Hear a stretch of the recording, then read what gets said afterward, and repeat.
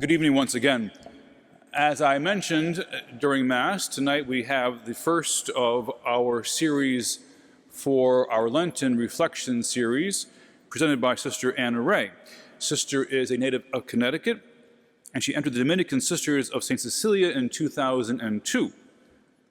After completing her initial formation at her community's mother house in Nashville, Sister taught apologetics, spiritual theology, and church history at the high school level, and has given young adult and parish retreats in both the United States and in Australia.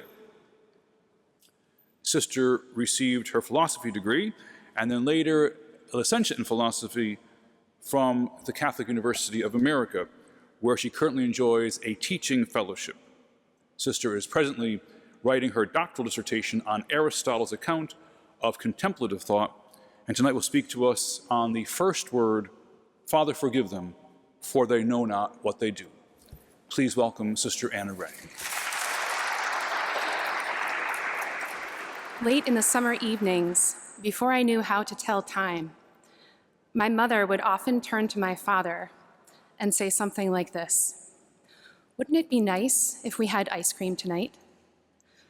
My father would turn to her and in a rather overly loud voice would say, "It would, but only if the kids are ready for bed in 3 minutes."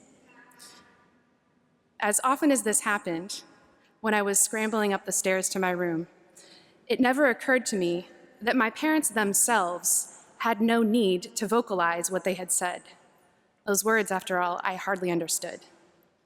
My father already knew what was in the mind of my mother, and she already knew what was in his mind.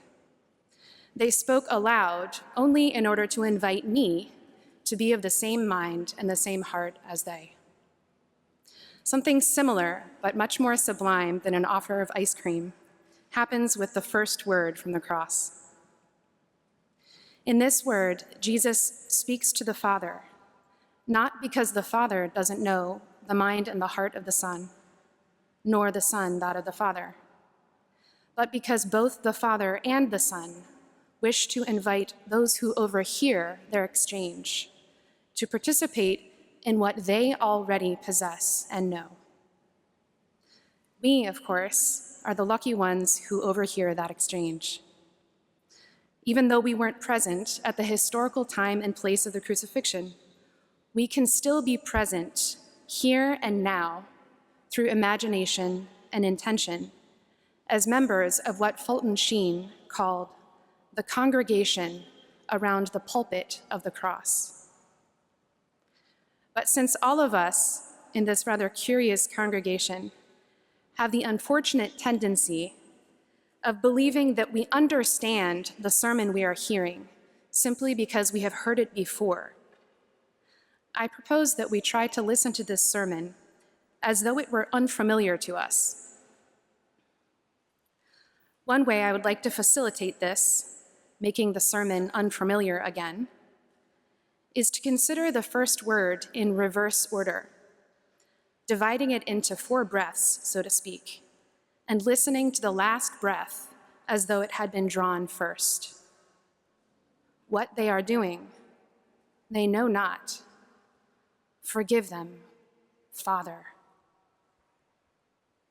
I would additionally like for us to listen to each of these 4 breaths through unfamiliar ears, specifically through the ears of those who either were or who might have been present in that congregation around the pulpit of the cross. It's my hope that in thus listening for what is unfamiliar, we might hear more truly what we thought we had heard before. The last breath, what they are doing. Let us imagine that among the members of the congregation, there is a small child, old enough to ask hard questions and young enough not to be afraid of asking them. Upon hearing Jesus utter the phrase, "what they are doing," the small child instinctively asks, "Who are they? And what are they doing?" Let us also imagine that there are 3 adults, a lawyer, a historian, and a poet standing nearby. The lawyer is the first to reply. Evidently, Jesus is referring to the men who put him to death: Pontius Pilate, the chief priests, and, with less culpability, those in the crowd who shouted, "Crucify him." The historian, overhearing, hastens to clarify, "I'm not persuaded that the lawyer's eyes, so fixed on present evidence, have seen the full case." Jesus is clearly referring not only to these men who have acted against one law, but also to men in the past, from creation all the way up to this very moment, who have broken any number of the covenant commandments.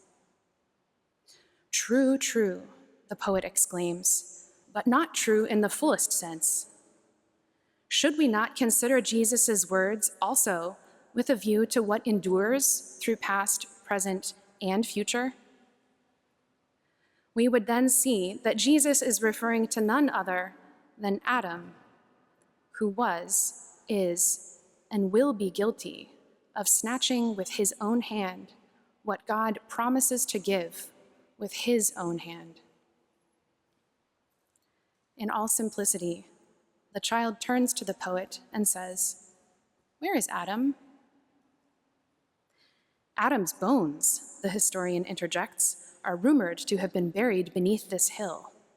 It is on account of Adam beneath us, even now, that we call this hill the place of the skull, Golgotha." Adam's bones may be beneath us, the poet concedes, but Adam is also here among us, in us, or rather, Adam is us. Adam is, quite truly, man. It is about us, man, that Jesus speaks. Still confused, the child persists. "Then what was I, or Adam, guilty of snatching?" You will hear the answer to that question, child, if you listen to the voices in the crowd. Adam in them is still snatching after the same thing. From the passerbys, "Save yourself. Come down from the cross if you are the Son of God." From the scribes and Pharisees, "He saved others. He cannot save himself." From the soldiers, "If you are the King of the Jews, save yourself." And from the bad thief, "Save yourself and us too, if you are the Christ." Do you hear the answer now, child? Adam is still trying to save himself. Adam is snatching at precisely what the man before us, Jesus, is surrendering: life. But, the child protests, doesn't Adam know that God already gave him life?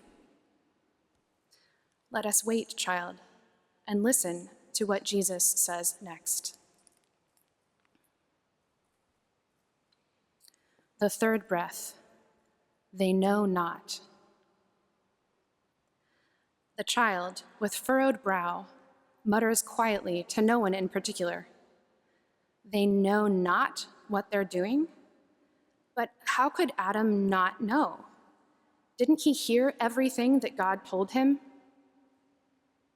To the child's astonishment, the voice of Adam replies, speaking perhaps from within the child's own heart. "I did hear everything God told me." "So how was it that you didn't know what you were doing?" "I didn't know what I was doing because I didn't know who I was, and I didn't know who God was." "But God must have told you who he was and who you were." "God didn't need to tell me who he was and who I was. Nevertheless, I knew God because I looked at him. And I knew myself because I saw him looking at me. I could have known any single thing, in fact, simply by looking at its reflection in God's eyes. So you did know who God was and who you were, but just a moment ago you said you didn't. Are you lying to me? Or did you somehow lose what you knew? I did, as you suggest, lose what I once knew. And it happened not through my telling a lie, but through my believing one. How did that happen? It began when I looked away from the eyes of God and happened upon the eyes of a serpent. In the reflection of the serpent's eyes, I saw two things I had never seen in the eyes of God. First, I saw myself as abandoned, unloved by God. This filled me with fear. Second, in the serpent's eyes, I didn't see God loving and protecting me. This too filled me with fear. But as soon as you were filled with fear, why didn't you look back into God's eyes? Then you would have seen that the serpent was showing you lies about yourself and God. All I know, child, is that I didn't look back to the eyes of God. My fear of what I saw, of myself and of God, in the serpent's eyes, only made me look deeper. What were you looking for? I was looking for a savior, someone or something to save me from the lies I had already come to hate. But because I didn't see God, I turned to the only person I did see, myself. You saved yourself? I didn't save myself, but I tried, and I got stuck trying. Once the lie was planted in the soil of my heart, I did everything I could to stop its growth. I hid it, I covered it, I lied about it. But the more I did these things, the more the lie grew. I know now how naked, how helpless I am. I can do nothing, either to pull up the lie by its roots or to stop it from bearing fruit. But can't God do something to pull up the roots? Can't God help you unbelieve the lie? Perhaps the man before us, whose name proclaims the truth that I long to believe, God saves, will tell us. Let us listen. The second breath, forgive them. With great relief, the child exclaims, "Oh, is it by forgiveness, Adam, that God will free you from the lies you've believed?" The child is startled to hear a reply come not from Adam, but from Magdalene, kneeling nearby, her eyes fixed on Jesus' face. I won't presume to speak about what Jesus will do for Adam, but I can speak with all confidence about what he has done for me. The child presses, "Did Jesus free you from a lie?" He did, and he did it, just as you said, through forgiveness. But perhaps it would be better to say that he forgave me and freed me from my lies through his gaze. How? How can Jesus' gaze undo belief in a lie? Have you ever had the experience of looking into someone's eyes and somehow seeing what he believes about you? Somehow seeing yourself just as he sees you, as though his eyes were a mirror, reflecting not so much how you appear in front of him, but how you appear in his heart? I think I have, but I don't think I've been forgiven or freed from any lies because of those gazes. Jesus' gaze is different. When Jesus looked at me, he didn't see me the way I saw myself. He didn't see me in any of the ways that others saw me, as a sinner, as pitiable, as dirty, hardworking, or as anything. For some reason, as long as I looked into Jesus' eyes, I found it impossible to see myself in any way other than how he saw me. I found it impossible to believe the lies I had for so long believed about myself and about God. Why was Jesus' gaze so much stronger than all the other gazes you had experienced? It was strong, I think, because there was nothing in it but love. In his eyes, I could see no fear. He was not afraid of what he saw in me. For reasons that I still can't see, he loves me as he sees me. Maybe it's the strength of that love that casts out my fear. And maybe it's in knowing that I am loved that I have the strength to abandon my lies. I believe you, or rather, I want to believe you. I want to believe that I can be forgiven and freed through Jesus' gaze from the lies I've believed about myself and God. But I also want to know, where did Jesus get the power to look on others with such great love? That, little child, is a question that Jesus has certainly longed for you to ask. Let us listen for his answer now. The first breath. Father. The child's listening is broken by the voice of a man whom others call a son of thunder, but who wishes to be known only as the beloved. John speaks. I don't think I could ever tire of hearing him say that name. Each time I hear it, I know him and the one to whom he is speaking more. I remember the first time I heard him cry out in prayer. It shattered all of my conceptions, all of the beliefs I had clung to about the Savior. I thought that the Savior would be fiercely independent. I thought he would be invincible to pain. I thought he would earn God's favor by doing all things perfectly. I thought, too, that this was what I had to do in order to be loved by God. And I thought that this was what God wanted, no, demanded of me as a condition for his love. All of those thoughts were shattered early in the morning, somewhere near the top of a mountain, just as they were again the other night, somewhere in the Garden of Gethsemane before I fell asleep, when I heard Jesus say, no, groan, Abba, Daddy. When I heard this cry, I suddenly knew Jesus, not as the perfect warrior that I had always strived and failed to be, but as the perfect son, striving for nothing, save to be as he is in his Father's eyes. And although I can't explain how, I came to know through this cry that the Father is precisely as Jesus' cry reveals him to be, loving Father.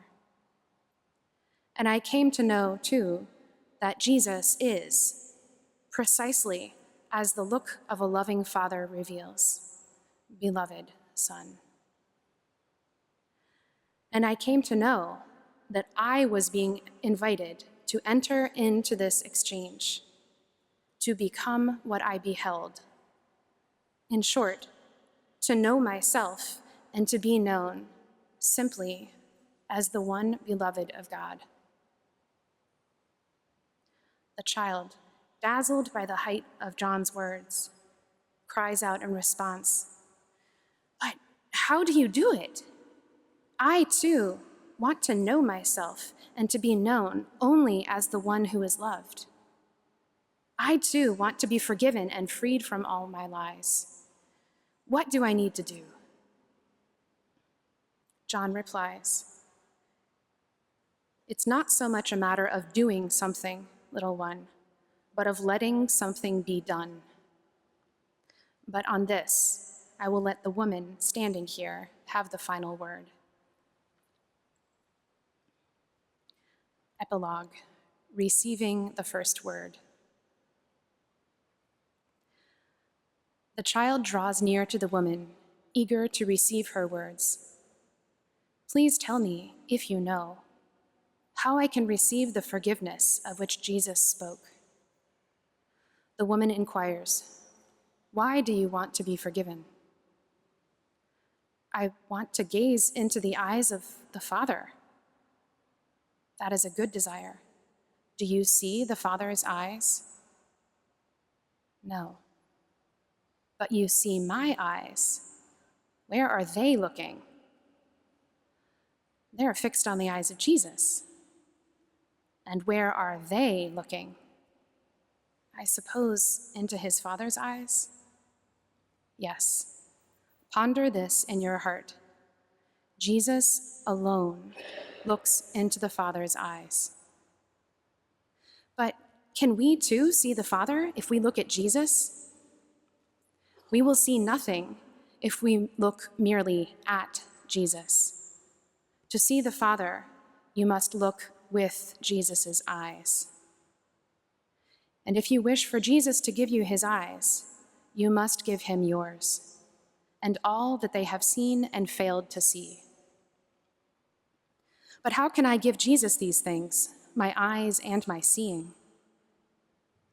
A gaze, if you let it be what it ought to be, is a communication and a communion. When you look into Jesus' eyes, let him see. Let him see everything in you. Allow him to see all that you have kept hidden, all that you want to hide, all that Adam hid. If that is all I need to do to be forgiven and to see God, I will never stop looking for hidden things then. No, child, for then you would not be looking into Jesus' eyes, but into your own dark corners.